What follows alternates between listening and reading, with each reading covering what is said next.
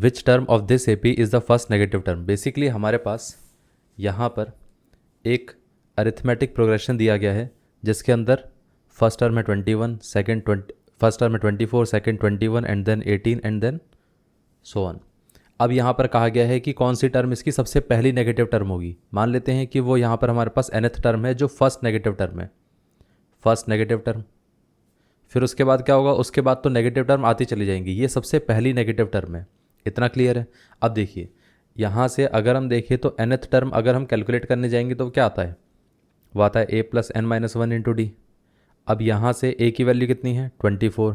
अब d कितना आएगा, d हम ऐसा बोल सकते हैं कि इसमें से इसको माइनस करेंगे तो कितना आएगा 21 माइनस 24 विच इज़ माइनस का 3, मतलब d इसका नेगेटिव है। अब यहाँ पर अगर हम an निकालने जाएंगे तो वो कितना आएगा 24 plus n minus one into minus का 3, ये कितना आ गया 24 माइनस का 3n। अब ये कितना आ जाएगा, माइनस माइनस प्लस हो गया, प्लस का 3, तो ये कितना आ गया 27 माइनस 3n। अब एक चीज़ सोचिए, क्या कहा गया था कि ये पहली नेगेटिव टर्म है, मतलब इससे पहले जितने टर्म्स थी सारी पॉजिटिव थी, लेकिन ये वाली जो टर्म होगी अगर नेगेटिव है तो इसका मतलब क्या हुआ कि इसकी वैल्यू क्या होगी, मतलब an की वैल्यू क्या होगी, लेस देन ज़ीरो रहेगी अगर नेगेटिव है। तो इसका मतलब हम ऐसा बोल सकते हैं कि 27 माइनस 3n क्या होगा, लेस देन ज़ीरो। तो यहाँ से हम ऐसा भी तो बोल सकते हैं कि ये वाला पार्ट कितना रहेगा, ये इस तरफ चला जाएगा तो ये आ जाएगा 27 इज़ ग्रेटर देन 3n। 3 से ये कैंसिल आउट हो जाएगा तो बचेगा 9। तो हम ऐसा बोल सकते हैं कि n इज़ ग्रेटर देन 9। इतना क्लियर है। मतलब अगर हमारे पास n की वैल्यू 9 से ज़्यादा रहती है तो उसके सारे टर्म्स नेगेटिव आएंगे। ये पार्ट क्लियर हो गया।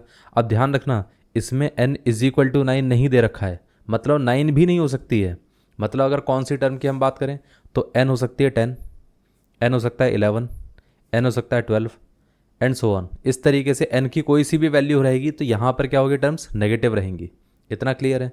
कहने का मतलब ये है कि अगर हमारे पास यहाँ पर ये 24 है, 21 है, 18 है, इस तरीके से ये हमारे पास क्या था, थर्ड टर्म। ऐसे ही हमारे पास जब यहाँ पर 10th वाली टर्म आएगी तो ये नेगेटिव होगी। फिर यहाँ पर 11th वाली टर्म आएगी वो भी नेगेटिव रहेगी और उसके बाद सारी टर्म्स नेगेटिव होती जाएंगी। इतना क्लियर है। अब कोई पूछता है कि यहाँ पर अगर n इक्वल टू 9 रहेगा तब क्या होगा, 9 रहेगा तो पॉजिटिव रहेगी।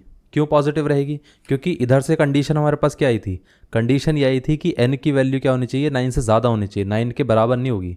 मतलब 9th वाला पार्ट जो रहेगा वो भी हमारा क्या रहेगा, पॉजिटिव रहेगा। इतना क्लियर है। तो फर्स्ट नेगेटिव टर्म कौन सी आई, ये वाली। तो हम यहाँ पर क्या बोलेंगे कि हेंस द